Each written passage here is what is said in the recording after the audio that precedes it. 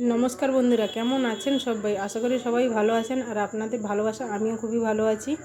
आसले अनेक अनेक कास्टमार थाके जादेर ब्लाउजगुलो खूब যত্ন सहकारे बानानो हय और डिजाइनगुलो यदि तेमनই डिजाइन हय आमी तो एकदम যত্ন सहकारेই बानाई।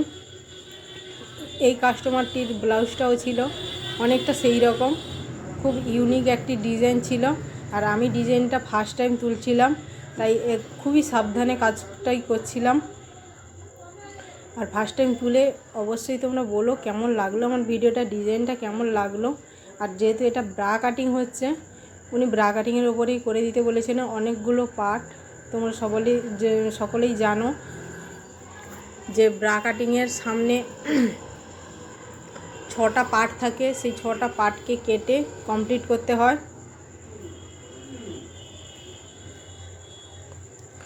সে পার্টগুলো পরে পরে কেটে নিয়ে আমি সবকটা লাইনিংয়ের সঙ্গেই জুড়ে নিয়েছি, মেন ফেব্রিকটাকে জুড়ে এবার পিঠটাও ডিজাইনটাও পরপর করে নেব। তাই পিঠটার জন্য ফেব্রিকটা আগে থেকে জুড়ে নিচ্ছি, নিয়ে আর বাড়তি যে কাপড়গুলো ছিল সেগুলো কেটে পরপর বাদ দিয়ে দেবো, তবে কাজের ফিনিশিংটাও ভালো আসে। আর কাজের ফিনিশিং, সেলার ফিনিশিং না ভালো এলে ব্লাউজ দেখতেও ভালো লাগবে না। তাই এগুলো সবকটা লাইনিংয়ের সঙ্গে জুড়ে নিয়ে বাড়তি কাপড়গুলো কেটে সব রেডি করে নিচ্ছি। নিয়ে প্রথমে সামনের পার্টটাই জুড়ে রেডি করে নিচ্ছি, আর এক এক করে জুড়বার আপনাদের দেখাবো কেমন লাগছে।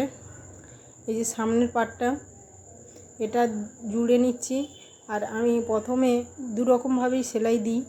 প্রথমে সোজা দিক দিয়ে দুটো পার্ট সেলাই দিয়ে নিয়ে মুড়ে নিই, তাতে সেলাইয়ের কাপড়গুলো ওই যে দিকটা ফুঁপি ফুঁপি ওঠা থাকে সেটা পুরোটাই কাপড়ের ভেতরেই থেকে যায়।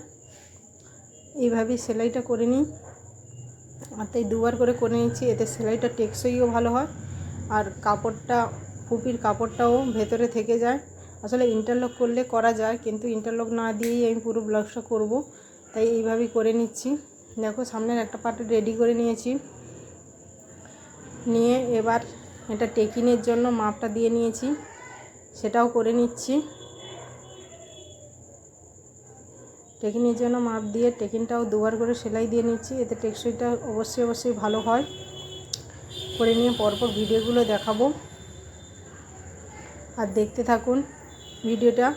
আর দয়া করে ভিডিওটা স্কিপ করবেন না, পুরোটাই দেখবেন। আর এটাই আমার ফাইনাল লুক ব্লাউজটার।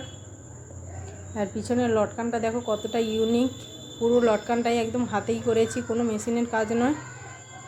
এর ভিডিওটা আমি অন্য একটা ভিডিও দিয়েছি, দেখে নেবে সকলে। পিঠটাও খুব সুন্দর হয়েছে।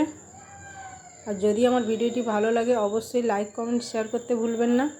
আর আমার টিপসগুলো যদি একটু ভালো লেগে থাকে অবশ্যই আমার চ্যানেলটাকে সাবস্ক্রাইব করে দেবেন। তাহলে বন্ধুরা দেখা হচ্ছে পরের ভিডিওতে।